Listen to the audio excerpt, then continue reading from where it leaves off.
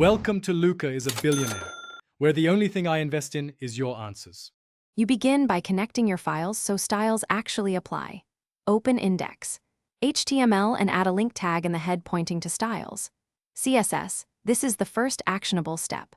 Once done, save both files and open the page in a browser to confirm the stylesheet loads. Make sure to include rel equals stylesheet and correct href path. Relative paths matter. If you use a different folder, adjust the path accordingly, then refresh to see immediate changes. You now write the actual CSS rules that change appearance.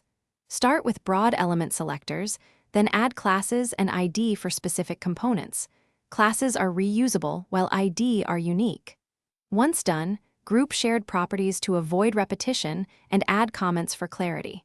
Use the browser dev tools to select an element and try styles live. This helps you iterate quickly. Make sure specificity and cascade are understood, so later rules override earlier ones when you complete the page by arranging layout and making it responsive. Choose Flexbox for one-dimensional layouts or Grid for two-dimensional arrangements, then add media queries to adjust styles at breakpoints. Once done, test on different screen sizes and devices.